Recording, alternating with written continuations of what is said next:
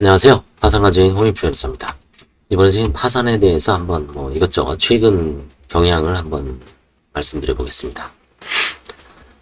파산 절차 비용에는 이제 인지대하고 송달료, 그 다음에 이제 관제인 예납 비용, 부채증명서 발급 비용, 기타 이제 변호사 보수, 이런 게 나중에 말씀드리겠습니다.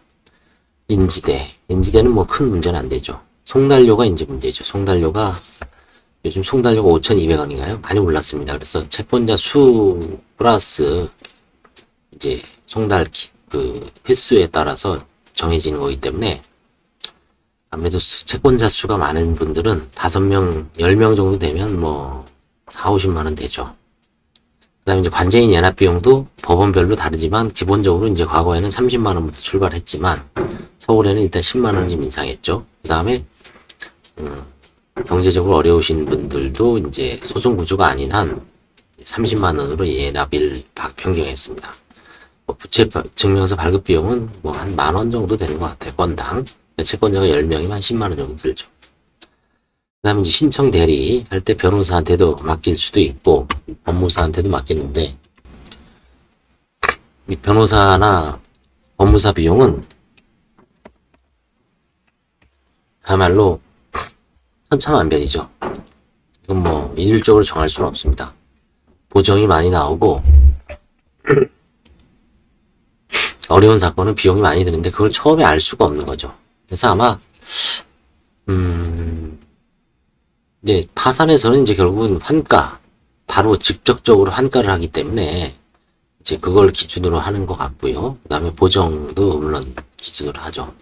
특히 이제 개인회생에서는 특히 이제 과거에 30에서 50 정도 된 만원의 어떤 거래 내역을 이상을 일괄적으로 이제 소명을 요구하죠. 그래서 소명이 불투명하거나 제대로 못하면 청산가치 전부 반영해버리죠. 그러면 이제 사실 회생 가능성이 점점점 약해지죠.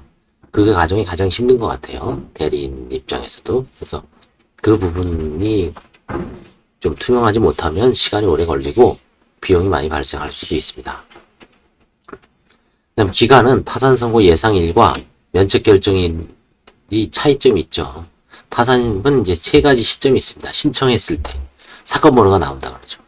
그 다음에 파산은 선고돼야지 사실 파산자로서의 어떤 보호를 받을 수 있고 압류 추심이라든가 강제 집행, 그 다음에 이제 파산 재단에 들어가냐 안 들어가냐, 신득 소득이냐 아니냐, 이런 여러 가지 기준점이 파산 선고죠. 그래서 신청만으로는 파산의 효과를 달성할 수 없습니다. 파산 선고가 돼야 되죠. 그 다음에 파산 선고만으로도 면책을 받는 건 아니죠. 따로 면책 결정을 받고 확정이 돼야 됩니다. 이 3가지 시점이 가장 좋은 건 이게 한 달씩으로 차이가 나면은 가장 좋죠. 그럼 3달 만에 끝나는 거니까. 근데 통상 파산 신청하고 파산 선고까지는 서울 같은 경우는 1달에서 2달.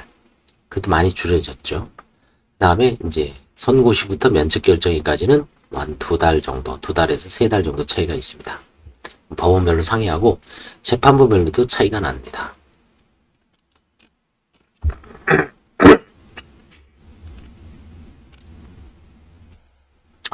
그 다음에 이제 파산에는 면책 불허가 사유가 있죠. 10가지가 있습니다. 형사처벌을 수반하는 면책 불허가 사유 5가지, 기타, 좀 경하다고 볼 수는 없죠. 면책 불허가적인 측면에서 보면, 다만 이제 형사처벌을 수반하는 경우 5가지는 우리가 형사처벌은 엄격하게 해석을 해야 되죠. 유추해석도 금지돼 있고 명확성의 원칙, 그렇죠? 불명확한 게 용납이 안 됩니다. 그거에 준해서 그 면책 불허가를 이제 해석하는 데 있어서도 상당히 엄격하게 규정하고 있습니다.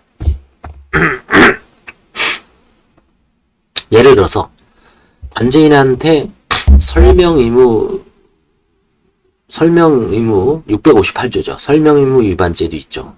징역 1년 이상, 징역 1년 이하죠. 관제인한테 제대로 설명을 못하면 형사처벌까지 규정해 놨습니다. 자, 그럼 그 설명 의무가 어떤 설명이냐? 그걸 이제 엄격하게 하죠. 꼭 필요한 설명, 파산에 관한 필요한 설명.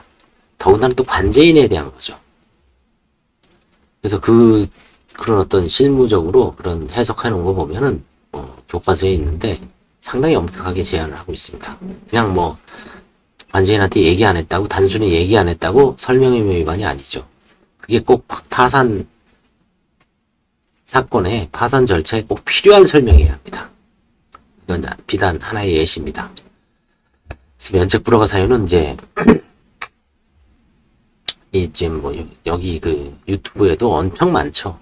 제가 하는 것도 아마 수십 가지가 있을 겁니다. 그걸 한번 자세히 들어보시면 대략 내가 어디에 해당되는지 알 수가 있습니다. 그 다음에 이제 파산에서 가장 중요한 것은 채무자에게 환가 재산 대상이 있는지, 있다면 얼마인지, 그 다음에 부인 대상이가 있어 관제인이 부인권을 행사할 가능성이 있는지, 재산을 출연해서 면책 불허가 사유로 해소 후 재량 면책 재량 면책을 받을 것인지, 임의한가, 이행 확약 이런 제도가 이용되고 있습니다. 그래서 부인권이 행사가 되면 그 사건은 상당히 꼬인 사건이죠. 시간이 뭐 1년 훌쩍 넘어버립니다. 그래서 부인 대상 행위가 있을 때 관제인하고 이제 화해를 하게 되죠.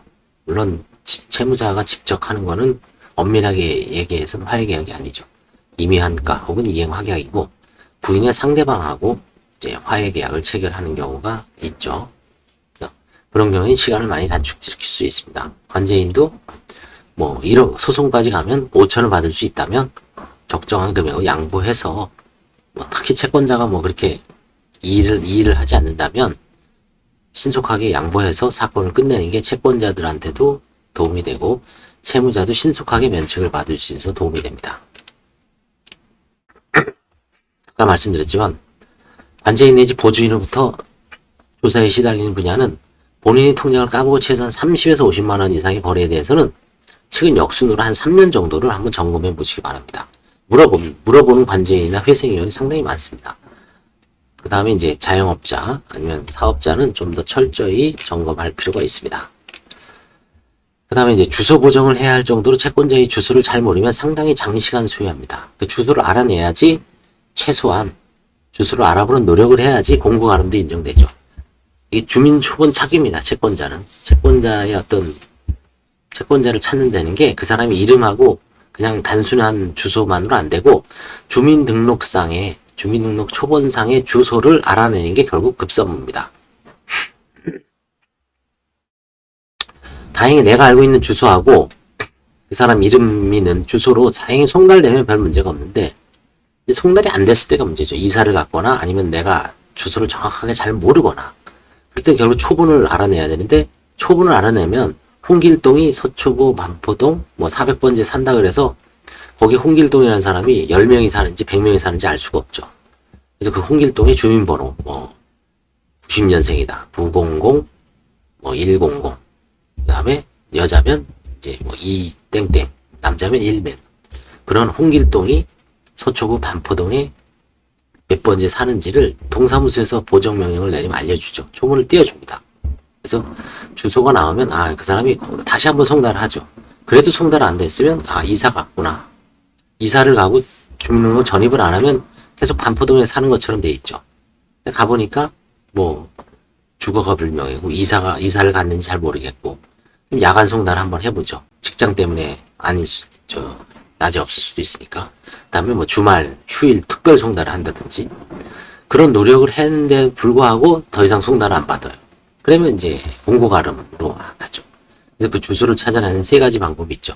금융정보 거래 제출 명령, 통신, 휴대폰 사실조회, 그 다음에 세무서 과세정보 제출 명령이 있습니다. 그 다음에 이제 파산 역사가 20년 이상 됐죠. 이제 우리나라도 거의 첫 파산 나온 지부터는 98년인가 나왔으니까 97년인가 98년에 나왔으니까 그때부터 계산하면은 뭐 이제 30년은 좀 안 되고 한 25년 됐습니다. 27년, 26년째죠. 27년째고 만 26년 지났습니다. 그러다 보니까 파산 같은 경우는 이제 7년 지나야지 7년 이내에 다시 하면 면책 불허가 사유죠. 회생은 5년이고 그러다 보니까 이제 그 상당한 시간이 지났기 때문에 2번, 3번 문을 두드리는 분들이 있습니다.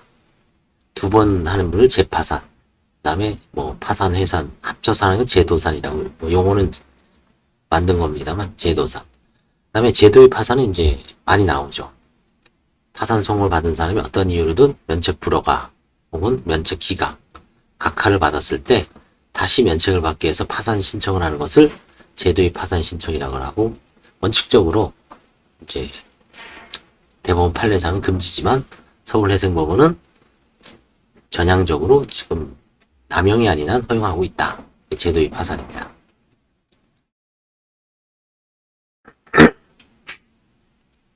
그러면 세 번째 하고 있는 분도 있을 수 있습니다. 3파산. 그렇죠? 그래서 파산하고 또다시 파산하는 사안이 아마 이게 가장 일반적입니다. 한번 파산하면은 다시 잘 살기가 어렵죠. 사실은. 그분의 어떤 나이도 들고, 그 다음에 어떤 그 사업 기반을 다시 일으켜 세운다는 게 상당히 어렵죠. 사실. 물론 성공하시는 분들도 있겠지만 파산하고 다시 파산하는 경우가 좀 드물지 않게 있습니다. 그 다음에 회생하고 다시 또 회생하는 분들도 있을 수 있고요. 그렇지만 이제 보편적인 게 회생하고 두 번째는 파산하는 경우 사안이 많이 목격이 됩니다. 일단 처음에는 과거에는 젊고 소득도 어느 정도 있었는데 회생을 하고 다시 또 이제 경제생활을 하다가 빚이 있어서 이제 나이도 들고 파산하는 경향이 있죠. 파산하고 회생하는 사안은 거의 못 본 것 같아요. 이거는 거의 있을 수 있겠지만 실제 실무에서 제가 발견하는 경우는 없는 것 같아요. 이거는 앞에 거는 많았는데 세 개는.